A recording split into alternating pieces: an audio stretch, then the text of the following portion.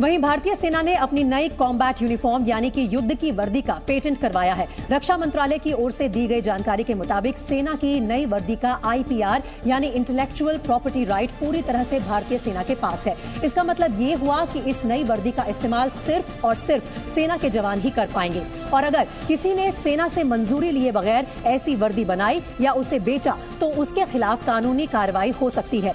युद्ध के लिए खास तौर पर डिजाइन की गई ये वर्दी पुरानी वर्दी से मजबूत और हल्की है और इसका रखरखाव भी आसान है। सेना में कई तरह की वर्दियां होती हैं लेकिन सभी में बदलाव नहीं किया गया है।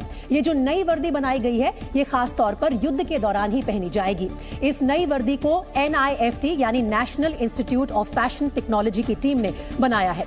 जूनियर कमीशन्ड ऑफिसर और दूसरी रैंक के जवानों के लिए 11,70,000 वर्दियों का ऑर्डर दिया जा चुका है और कहा यह जा रहा है कि अगले साल अगस्त से ये युद्ध की नई वर्दी जवानों को मिलने लगेगी। भ्रष्टाचार के खिलाफ केंद्रीय जांच एजेंसियों की सख्ती जारी रही और आज इनकम टैक्स डिपार्टमेंट की टीम ने कांग्रेस के 2 विधायकों के अलावा कुछ कारोबारियों के कई ठिकानों पर छापे मारे और सुबह होते ही बोकारो में बेरमो से कांग्रेस विधायक अनूप सिंह के घर और ठिकानों पर दस्तक दे दी, जिसकी भनक लगते ही जी न्यूज की टीम मौके पर पहुंच गई। किसने फोन दिया? मीडिया से सर। मीडिया से। छापेमारी के दौरान अनूप सिंह के घर के बाहर CRPF के जवान मुस्तैद रहे और बाहर से मुख्य दरवाजे को बंद कर दिया गया। छापेमारी के बीच ही मीडिया के सामने आए अनूप सिंह ने इसे ऑपरेशन लोटस का हिस्सा बताया। मेरे को तोड़ने का कोशिश किया जा रहा है। बोकारो में अनूप सिंह के घर पर इनकम टैक्स विभाग की टीम सुबह 7:30 बजे पहुंची तो गोडा में पुड़ैया हाट से कांग्रेस विधायक प्रदीप यादव के घर पर पटना से छापामार दस्ता सुबह 5 बजे ही पहुंच गया और जब तक IT विभाग की टीम अंदर जांच पड़ताल करती रही, सुरक्षा बल के जवान उनके घर के अहाते से लेकर उसके बाहर तक मुस्तैद रहे। हालांकि केंद्रीय एजेंसी की इस सख्ती को कांग्रेस ने PM मोदी का डर बताया और संवैधानिक संस्था के दुरुपयोग के दावे किए। पूरा देश देख रहा है संवैधानिक संस्थाओं का, केंद्रीय एजेंसियों का कैसे दुरुपयोग किया जाता है। कांग्रेस की तरफ से आरोप लगे तो बीजेपी ने भ्रष्टाचार के खिलाफ कार्रवाई को सियासी चश्मे से नहीं देखने की नसीहत दे डाली। ये पक्का है कि आप कितने भी ऊपर क्यों ना हो, हमारे कानून के हाथ लंबे हैं, वो आपको नहीं छोड़ेंगे। खनन लीज मामले में मुख्यमंत्री हेमंत सोरेन पर ईडी के कस्ते शिकंजे के बीच इस छापेमारी को लेकर सियासी घमासान तेज हो गया। लेकिन केवल झारखंड कांग्रेस के 2 विधायक ही नहीं, केंद्रीय जांच एजेंसीज के रडार पर रहे। इनकम टैक्स विभाग के निशाने पर 2 कारोबारी भी थे। बताया गया कि ईडी ने बेरमो के कोयला व्यापारी अजय सिंह के घर पर दस्तक दी, जबकि ईडी की ही दूसरी टीमों ने कलकत्ता के कारोबारी विष्णु अग्रवाल के ठिकानों पर धावा बोल दिया। ईडी की एक टीम सुबह सवेरे विष्णु अग्रवाल के कांकेवाल घर पर दस्तावेजों को खंगालने के लिए पहुंच गई। बताया गया कि ये जांच रांची के बरियातू वाली सेना के करीब 4.5 एकड़ जमीन की खरीद बिक्री और फर्जीवाड़े से जुड़े मामले में हो रही है। और ऑस्ट्रेलिया के न्यू साउथ वेल्स में कई लोग बाढ़ की चपेट में आ गए हैं। न्यू साउथ वेल्स में भारी बारिश के बाद प्रशासन ने लोगों को अपने घर छोड़ सुरक्षित जगह जाने के निर्देश दिए हैं।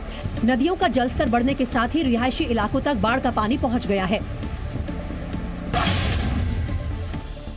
यूनेस्को की नई रिपोर्ट के मुताबिक ग्लोबल वार्मिंग के कारण दुनिया के कुछ प्रमुख ग्लेशियर्स के अस्तित्व पर खतरा मंडराने लगा है।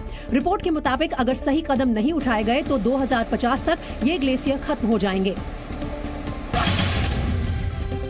अमेरिका के कैलिफोर्निया में रेस्पिरेटरी सिंकाइटियल वायरस यानी RSV के बढ़ते मामलों को देखते हुए शहर में हेल्थ इमरजेंसी की घोषणा कर दी गई है। वायरस के कारण कई बच्चों को सांस लेने में दिक्कत का सामना करना पड़ रहा है। रूस की सेना ने यूक्रेन के खेरसॉन में रह रहे लोगों को जल्द से जल्द शहर छोड़ने की हिदायत दी है। यूक्रेन का आरोप है कि रूसी सेना लोगों को बहका रही है।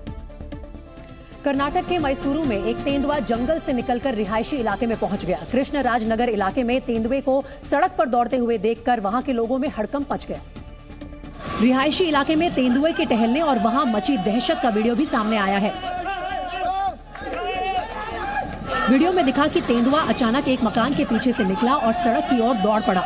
इस दौरान तेंदुए की टक्कर से एक बाइक सवार जमीन पर गिर पड़ा। तेंदुए को देख वहां मौजूद लोगों की भीड़ शोर मचाने लगी। शोर शराबे से घबराकर तेंदुआ एक खाली प्लॉट की झाड़ियों में जाकर छुप गया। तेंदुए की जानकारी मिलते ही पुलिस और वन विभाग की टीम भी वहां पहुंच गई। इसी दौरान तेंदुआ अचानक बाहर निकला और वहां खड़े एक आदमी को धक्का देते हुए सड़क के दूसरी ओर भाग निकला।